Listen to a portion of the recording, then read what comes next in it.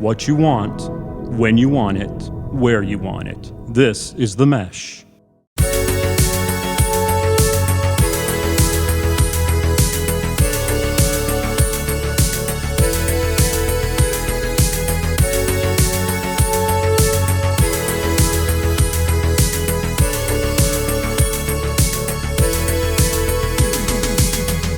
Hello and welcome to Brothers in Tech Deep Dive episode. This is a deep dive episode off of our previous episode, which was all about digital home or smart assistants. We're going to get a little deeper with you today, talking about hardware, additional hardware, and kind of expanded hardware that can work with these digital assistants. I'm Alan Jackson. With me, as always, my brother Brian, my brother in Hello. tech. How are you doing? Yeah, I'm good. How are you? Great. Good to have you back. Of course, I just talked to you a few minutes ago, but it still feels like it's right. nice. That's right. We're still together. This is occurring very shortly after our initial episode. But correct me if I'm wrong. We're actually kind of treating this one very similar to our first series of podcasts, which was the intro was on streaming TV, and then we went to the devices. Right? We went to how are you actually going to get that streaming TV? We're going to do the same thing here, right? Yeah, same idea. Now we're going to talk about how are you going to get to that assistant and what are the devices you can go with, right? That's right, because we talked about the three primary kind of platforms for smart assistants: the Google, the Apple, and the Amazon. So let's talk a little bit more extensively about the hardware options you have. Yeah. So we talked about you have it on your phone, you have these digital assistants on your phone already, but you really want to have them across your house. You want to be able to go into rooms and talk and interact with them. So let's talk about kind of the primary hardware for each of these three platforms and our own experiences with them. And then we'll talk about a couple of more unique ones that might be an interesting fit for some people. So, Brian, let's talk about Amazon first, only because I think Amazon's probably got the most options to kind of mention here. Yeah. Amazon is the one, as we mentioned in our first show, that's probably been around the longest, or as far as the public is aware of, having the most largest history with digital assistants.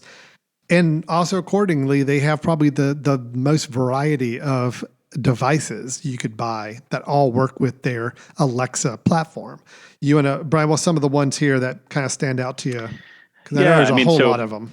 There's a ton of them, right? This is the one company or service we're going to talk about that you have lots of options. And I think that's what they've decided to do, is to be the one that gives lots of customization. So you have the Echo Dot, right? The Dot is kind of the original small speaker, right? It's the one that they use to suggest, hey, put this throughout your house. You can do several of them. They cost about $30 each. There's been different varieties of them or different generations. I have an early one. I have a first gen, which was it was a hockey puck size and a little bit kind of squared off on the edges. And then I also have one now that is I think it's a third generation, but the difference is it's a little larger, a little more rounded on the sides. It's got fabric around the edge, but the big difference is the sound. The sound is night and day, right? It actually produces a decent amount of bass, and kind of, so you can have that playing music in your bathroom or in your bedroom or something, a smaller space, and be okay with it. The original Echo, you would not. It was very pingy. It was very the Echo Dot really for sure. The original Echo Dot. I'm sorry. Yeah. Correct. Because the very first Echo device was actually this tower-looking cylinder thing. The Echo. The original Echo, and the sound was okay. It was pretty good for for it not being a dedicated sound system. It's still, if you just wanted to hear music while you're in your kitchen or while you're walking around your house, it was pretty good for that. But the Dot, like you said, was really I just use it basically to talk to, and it talked back. Music sounded pretty bad.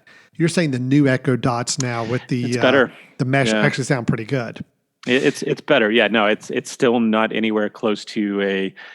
If you were more than a small room, like again, a bathroom, I think is a great example. We use it in the bathroom because if we're getting ready in the morning, we want some music going. We don't want nice speaker sets in there, right? We just want something that can play music, and it sounds decent, and it doesn't sound like a crappy little kind of FM radio, right? Yep. So the Dot's gotten better. I think the Echo itself is now in its third generation, if It I'm not is. mistaken. So Yeah. they've been building that up a little bit, and I'm sure the sound is quite a bit better. I don't have one of those, but I have heard them in the store, and yeah, they're good sound. About $75 right now, and now they started to kind of spin off of those things and provide, different colors. They also have been providing ones that have a screen on it, right? That may kind of hit a different market. So right? that's the Echo Show. The right? Echo Show. So yeah, right which now, is a so let me nice- just kind of make sure I'm clear on this. So we've got the Dot, we've got the main Echo, the standard Echo, and now we've got the Echo Show. Yep. But all three have different colors and different specs and all that. But that's the three Right. kind of main families of Echo devices. Yeah, I mean there are some other very unique things, but if you're talking about in your house, interacting with it and having it speak back to you, I think these are the three categories that each have their own colors, they each have their own kind of variations. Maybe a Dot that has let's have a clock on the side. The Show itself, the sound is not what you're getting that for. You're getting for the screen. So that's its variations. It has now created something to put in your car. I haven't used it, but I'm tempted to put the little Bluetooth device in there that taps in, I think, through your phone. And while you're driving, you can ask it the same questions you would ask if you're in your house. So yeah, it's got a lot of variety, a lot of things. So that's one reason I think we recommended the Amazon platform to some people, is that it does have so many different options for hardware. So it sounds like to me, if you're somebody that wants to use the Amazon Alexa as your primary digital assistant, and you want to have as many spots throughout your house covered with the voice, the little dots at about $20 to $30 are your best bet. Get a whole bunch of dots, put them all throughout your house, connect them all to your Wi-Fi network, and now you can walk anywhere in your house and you'll be able to talk to Alexa. If you're looking at more sound quality and you want to have like a speaker to play music and it sound really good, the main standard Echo at like $75 is probably your better bet. Yep.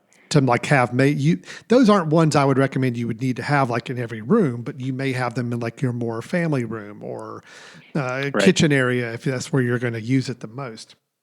The Show, though, seems to have a very unique, specific purpose. It's really where you intend, I guess, watching videos on YouTube. I guess it's doing conferencing. Again, I've never used the actual Echo Show, so I don't know what technologies it taps into. Well, I'll talk a little bit more about it in my bit for today. But but I can tell you anything that you feel like you're going to need some words or video to go along with it, a recipe, information that you want to read instead of having this assistant, call out a definition of information for you, a recipe, something that you're actually going to need to refer back to, I think is a good use for it. So. Okay, cool. Well, we'll talk about that when we get a little bit later in the show. Yeah. But that seems to be the Amazon options. You've got kind of that family of Echoes. They have the widest variety of number of models. They've been around the longest. And they seem to cover all the way from that really inexpensive $20 to $30 up to, a little more on the higher end, but still not ever getting really terribly expensive. Even the Echo Shows. No, I think they're $90. I think they're the low cost. Yeah, I think they're the low cost. The only thing I will say, they are, I think, progressively moving towards, when they have all these different options, they're moving towards the all-encompassing options. And so I'm noticing they did just put out a subwoofer that could go with, a system to build on that allows you to talk to it.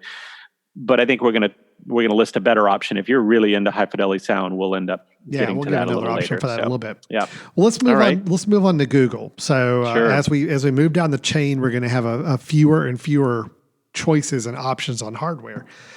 Google, they consider it the Google Nest family. It's their Google Assistant line of products.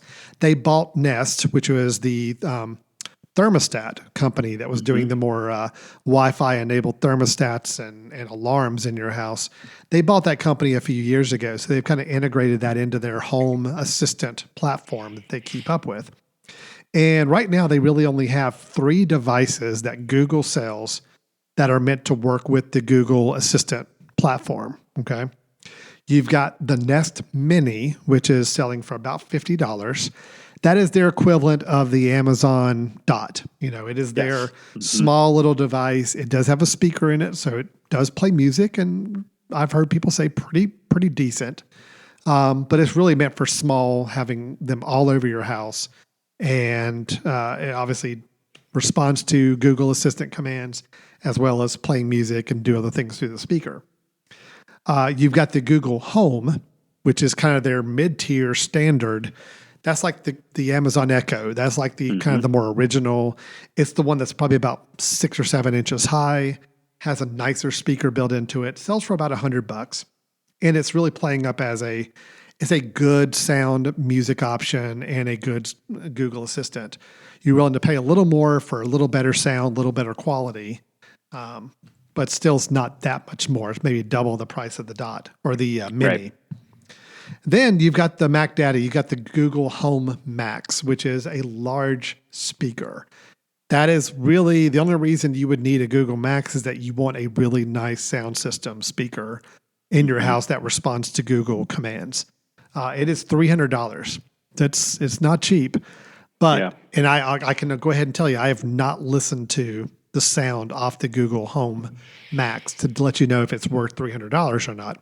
I have not either. No. But that is kind of their latest offering, I believe, in the family, and trying to provide those people who say, "Look, I like the Google Assistant platform, but I still need a really good sound speaker, like to play really good music quality in my house." They're providing you with that option. So, yeah, and I think that one's going to be nice in a living room, right? Maybe even something that potentially could even be taken outside into kind of an area that needs to broadcast a little more.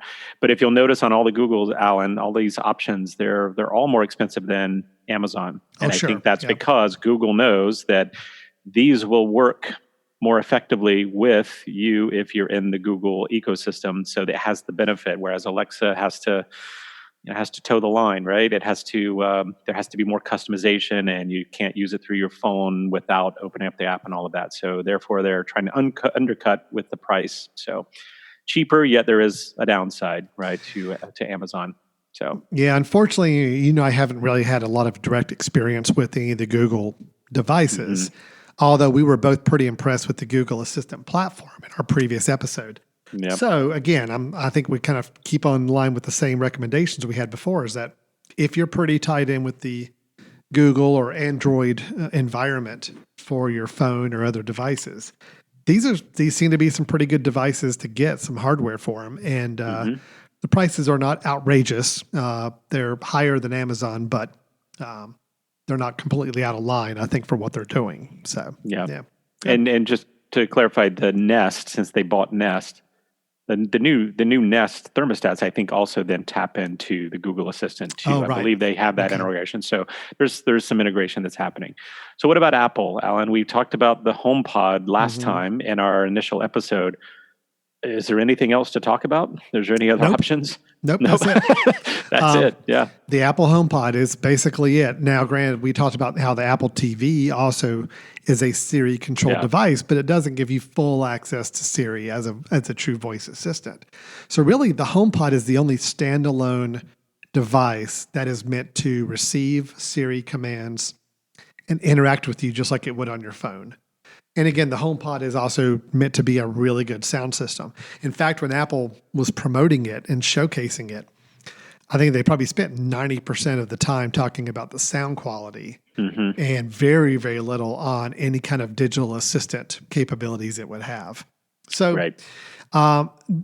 it's where you and I mentioned in the last episode, we'd love to see Apple have a $20, $30 mini option to pepper around the house. So until then, the HomePod is the only standalone non-phone, non-tablet, non-computer option to talk to. It is $200. It's about $300. Is it $300 now? Yeah, you can the current one is $300. You can sometimes get them down for like $240, $250. Yeah, but and so that may be. I don't know if there's a new version. I don't know if they continued to kind of update these, but the only HomePod that you can buy through Apple now right now is $300, and so that's the same exact price as the Google Home Max. And I cannot speak to the comparison of sound. The reading of it is that the HomePod's better in terms of sound, but it's also limited, right? It's limited in terms of its use. So, Sure. I mean, for those who haven't had if you are an audiophile, if you haven't had a chance to read up on what the HomePod does, what the technology is for that small, pod device, it's pretty impressive, right? It recognizes where your walls are and where the best sound can go in each direction. So it's great. Yeah. No, I'm very, very happy with the sound on the HomePod, and but also for me, the microphone system is what's impressive on the HomePod. There again, the idea that I can be clear across the floor of my house with background noise going and other commotion, and as long as I say that magic word, "Hey Siri," which there again, here my devices just went crazy. As soon as I say that, the HomePod across the room is like, I'm here. What do you need? Wow. And it's really cool. Good. So that's pretty cool by itself. But yeah, unfortunately with Apple, you're kind of restricted. Now, this podcast is sponsored by Jackson Creative, a custom communication agency located in downtown Hickory, North Carolina, specializing in online content creation. To learn more, visit thejacksoncreative.com. Jackson Creative, we tell your story. I would like to kind of mention a little offshoot off of this while we're on the Apple ecosystem. There is a technology that we haven't really talked about that much yet called CarPlay. And the idea with CarPlay, the reason it kind of ties in a little bit with what we're talking about is because CarPlay is another way to have Siri brought into another environment, but it's through your car. So if you have an iPhone, if you have a Apple phone that you can bring into your car, and your car is equipped with CarPlay on its display. It has a receiver, stereo system that has CarPlay built into it, and that's something you do need to check with to see, does the car stereo system allow CarPlay? If it does, connecting your phone to that stereo through typically a USB type cable or lightning cable will give you the Siri and your iPhone interface on a car dashboard. Now, the reason we're talking about that when we talk about digital assistants, because that means then Siri, you have full Siri functionality while you're in your car, asking for music to play, telling it to read you news. All the things you can do with Siri, you can do in your car if you have a CarPlay stereo and you've got your Apple phone or device that can work with it. So, Brian, I've had a fair amount of experience with CarPlay. One of our cars in our family does have CarPlay, and we use it quite a bit. And I'll say I do love it. They actually made some enhancements to it just in the last couple months, a new version of it that I think is great for listening to music, listening to podcasts, maps, directions. Basically, it puts those portions of your phone, the apps that you would need while you're driving, up on that dashboard. Now, we'll not put everything on your phone up there because I think they're trying to be smart and saying, look, you don't need to be blogging, while you're driving. You don't need to be. This is not where you're going to be watching a movie. Right? Yeah, you can't play videos up there or anything. It is truly hey, we know that you want to listen to podcasts, you want to listen to music, you want to get directions. That's basically, and you're going to use your phone. That's the 4 things we're going to give you on CarPlay. So, but it is cool to have Siri in your car stereo, working with it as an extension. Really nice. Now, Google has a car platform.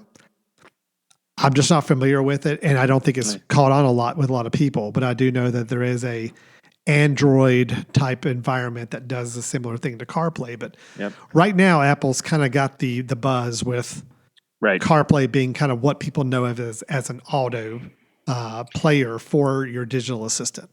Yep. Yeah. And as I mentioned, Alexa is building a separate little device that you put in, but it's not going to be nearly as seamless, right? I mean, that's because it has to then tap into your phone app, which probably has to be open. There's all sorts of things that have to happen. But CarPlay, I have some friends that have it. I do not. And it just looks fantastic. I drool every time that I'm in their car. Now, initially, you had to be plugged in Yeah. And that was a problem. And now I don't think you do, right? You walk in, or if you get in, you don't actually have to be plugged in, right? Some newer versions of receivers that have CarPlay built in will work Yeah. wirelessly with the phone. Yeah. But Which is most of them fantastic. are still wired. I mean, with my Okay. wife's car, we still have to plug in the lightning cable. We leave one just hooked in the car all the time. Yeah. She gets in the car, she plugs it into her phone. It's charging her phone and it's playing through CarPlay. And that's just kind of Yeah. the best Which environment. I guess there. is probably assuring that it's going to continue to work because it's plugged in and it's also getting power. I mean, for me, I'm just so happy now to see integration of navigation in our cars coming from our phones, because our Oh, phones are God, going to yeah. give the real information, right? I mean, I still have a Toyota car from 2010 that I haven't updated, and the navigation really is somewhat useless now because of all the changes of the roads. So I'll end up putting my phone on the dash as a navigation, as opposed to with navigation's built in. So I'm so happy to see something that can be updated, and technology is going to continue to improve it. So, Well, again, I think it's realizing, almost like when we talked about streaming television, about how we're not a big fan of TV sets trying to build smart capabilities into their own TVs. right. That just limits it because of the equipment you're trying to tie it into. The maps on your traditional receivers on your car dashboard are also the same way. If they're not connected to the internet, they don't have an internet connection, the maps can't stay active and be up to date. And I mean, Yep. it used to be you had to buy like a whole new CD and it would cost like hundreds of dollars to update your navigation. So I'm with you. I'm so happy. I refuse to use my car built-in navigation because I don't trust it anymore. But I will Right. use the navigation on my phone, or hopefully the phone connected through CarPlay.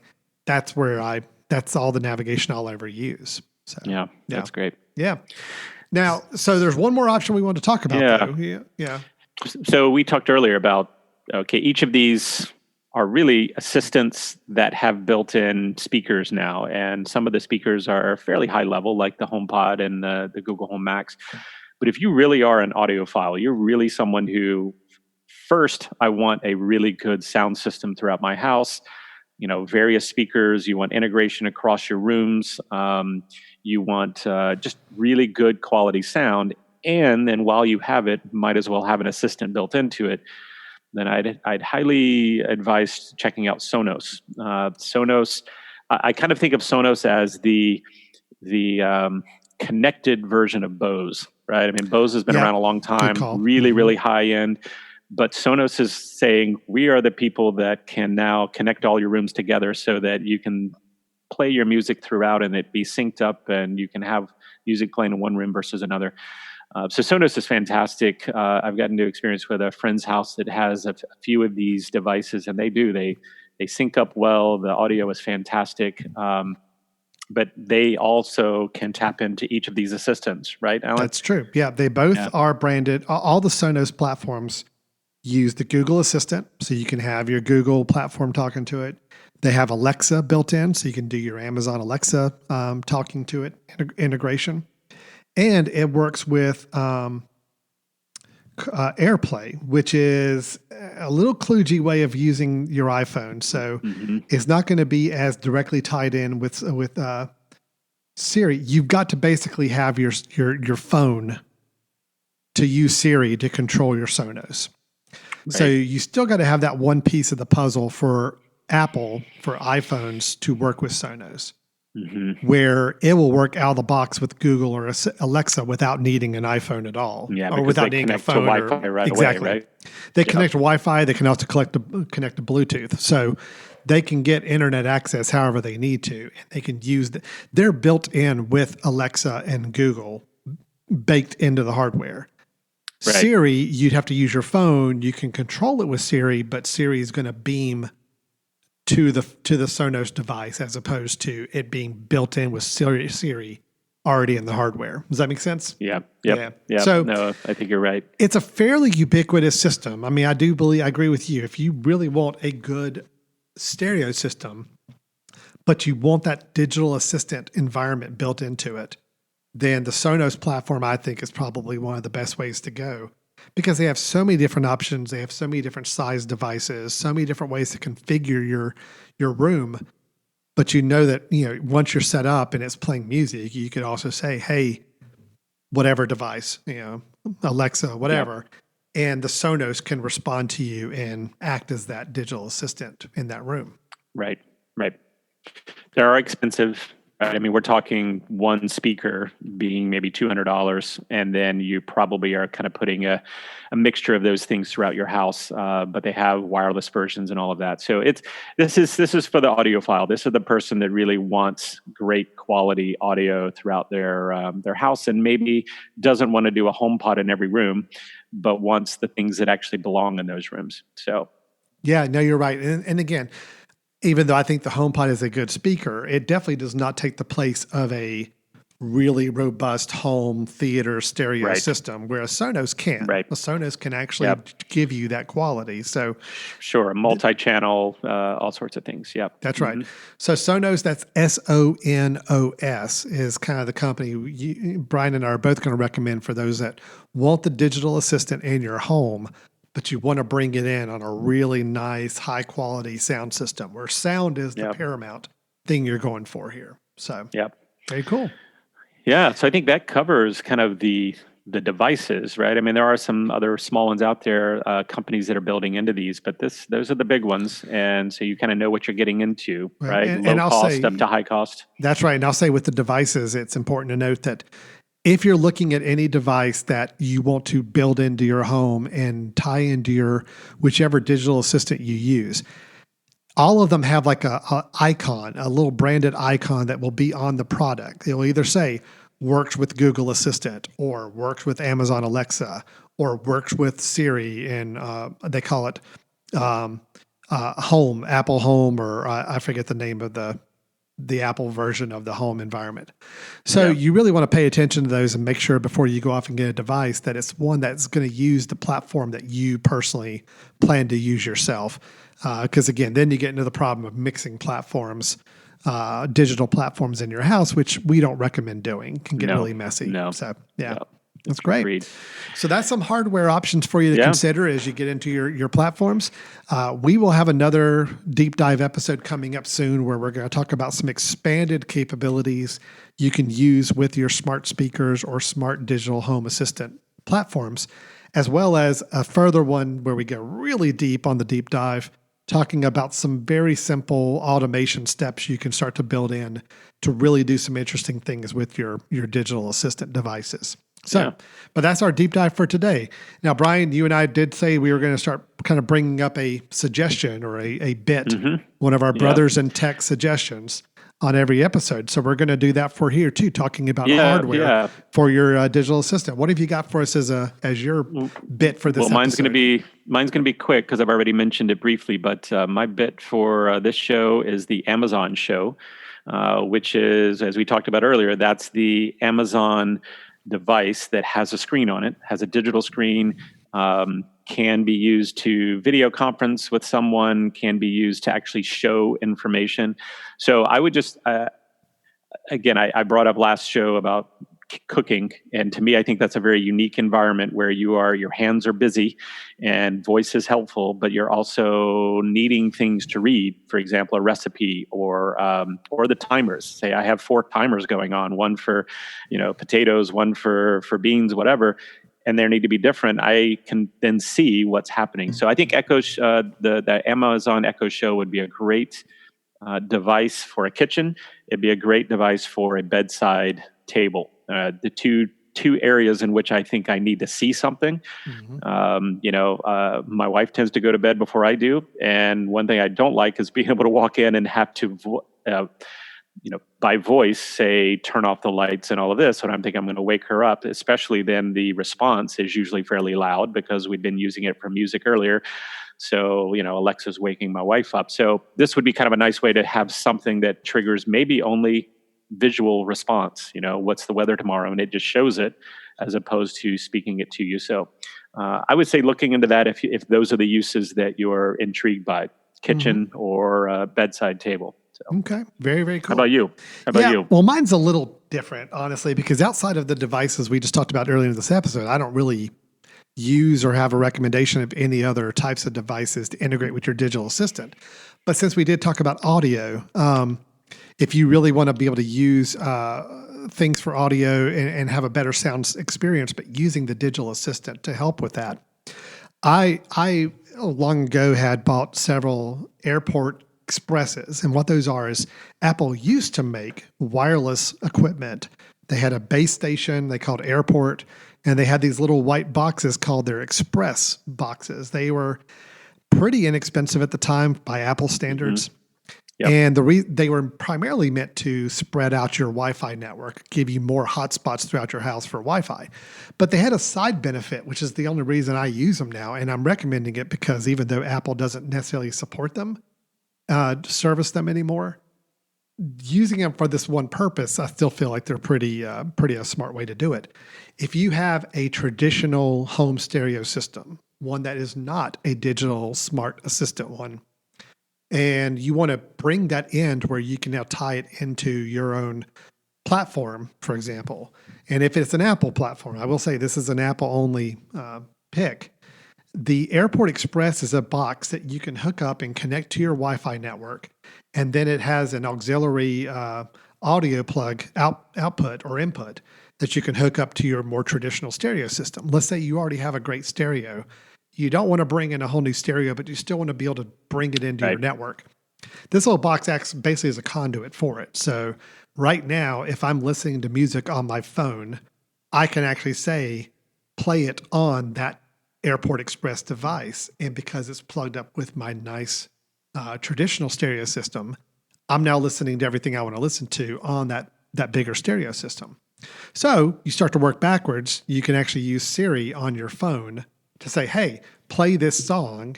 And then you can also tell Siri, I want to play it to that stereo device. And it will go to that Airport Express, play it there. You get a little bit of what we said with Sonos, but granted, this doesn't have any speaker on it, so you can't talk to the Airport Express. But at least for pushing out sound, if we're talking about sound systems and tying it in with your phones and your assistants, this is a way to do it. So again, keep in mind the Airport Expresses, they don't make them anymore. So anywhere you find them, it would be used ones or it would be ones that were just overstocked somewhere. But I bet you can get a really good deal on them, probably for like $50 or less to get them. And then hook them up to your stereo and you at least have some connectivity if you're an Apple user and you've got an iPhone to do most of your music playing. So, no, that's a really cool pick. Probably, I would even raise that up to about a level 3 or 4 on our use case, right? Because I will say it's a little more involved. I will say that the current Wi-Fi setup app on Apple will no longer support the Expresses, so you might even have to go back a level, which I had to do a few years ago to use my mine. True. But it's still doable, and they may have even patched that since then. But it's a great use. I really wish they still made more of them. I do too. And I have an Airport base station or Airport app on my phone, Apple Airport, which they still keep up to date and it still works. But yeah, they're not actively developing for that platform anymore. It's a shame, but again, if you're just looking for a singular purpose, I want to connect my stereo or home sound system to my phone or to my devices. That's a pretty easy way to do it on the Apple platform. So cool. Okay. So again, Alan, since we know Tim Cook is probably listening to our podcast, right? Tim, we would really like for you to create the Airport Express again that has voice capability. So you could plug the Airport Express around your house, talk to it. Plus, it also could be a way of expanding your Wi-Fi, but also a way of having a speaker connected to it. So, and Tim, I want it to cost. If you're listening, please do that. And I want it to cost $20. I mean, that's what I'm going to say. My requirements are not that strong, not that high, but just $20. I'd like for it to be in either gray or black. That's just, just I'll go ahead and let you know since you're going to work on it.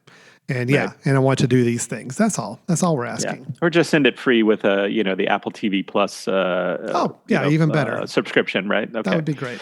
Good. All right. Well, cool. that's some hardware options to consider. So again, if you're jumping into the digital assistant space, here are some hardware options you could explore on ways to build it into your house and have that assistant available to you. different places. So, Brian, we're going to have a couple more deep dives coming up over the next couple of weeks. So we encourage people to keep checking those out.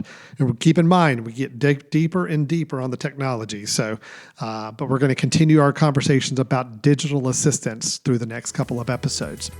So this has been Brothers in Tech, our deep dive for digital assistants. I'm Alan Jackson, Brian Jackson with me as always here, and we'll look forward to talking to you at the next episode. Great. Bye-bye.